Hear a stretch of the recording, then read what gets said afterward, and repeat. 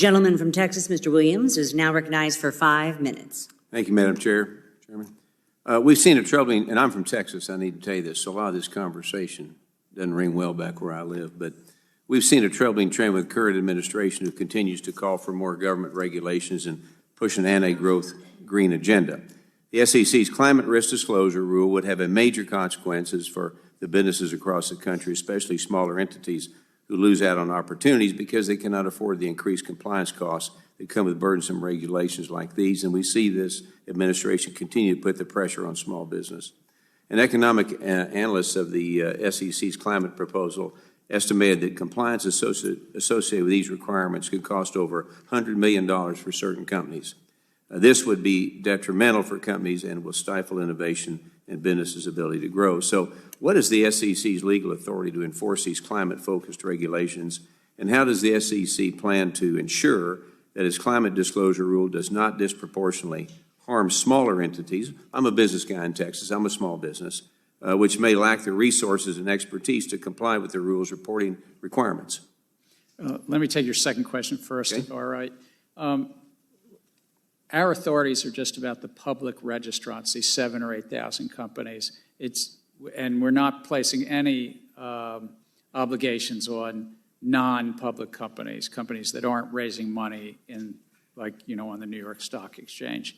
In terms of the authorities, we're staying right within those authorities I talked about earlier that Rayburn and Roosevelt wrote. It's about describing the business, putting it out there, the full and fair description, including the material risk, and investors today are making decisions based on climate risk disclosure. So it's trying to bring some consistency to that. But we are not a climate regulator, Okay. and we're neutral about that. So following up on this previous question we talked about, is it clear that your climate proposal will undoubtedly impact private companies who cannot shoulder the increased costs that would come with collecting and providing data obligated by this rule? This is not making our public markets more attractive to companies trying to break into the market. And this rule's unnecessary information requirements will subject companies to public scrutiny, investor pressure, and increased regulatory burdens. So this will use valuable company time and costly resources. And we see this on Main Street with the regulations that Biden administration has put on businesses.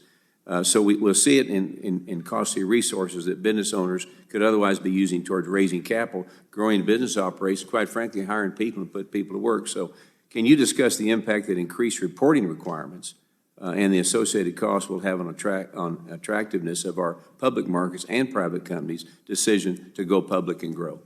I think those public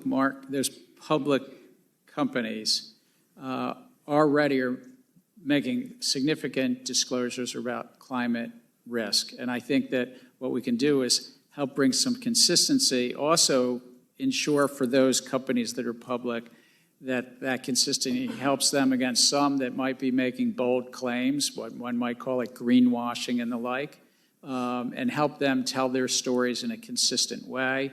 And as the representative said earlier, Europe also is requiring things. So it will help us be recognized by Europe, hopefully to be that our rules would be recognized by them rather than their more restrictive rules. Yeah.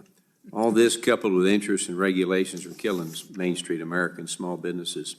Now, by calling on my last question, by calling on more stringent ESG regime, we are trying to turn the many economists and financial experts at the SEC into environmental scientists who will force companies to adhere to a moving target of climate change goals coming from whichever party controls the White House. As the materiality standard definition continues to be threatened by your agency, I'm concerned that everyday investors will ultimately be hurt by activists who might be the loudest in the room but are not personally invested in many of these companies. So, Chairman, how will you ensure that investors are not going to be pressured and harmed because of activists pushing their agenda into a space where they do not care about any individual security? Can you commit to materiality limitations? Materiality is a bedrock of our disclosure regimes, and that's in the context of what basically, as the court says, a reasonable investor would find significant in making their investment decisions. Okay, I yield my time back. Thank you.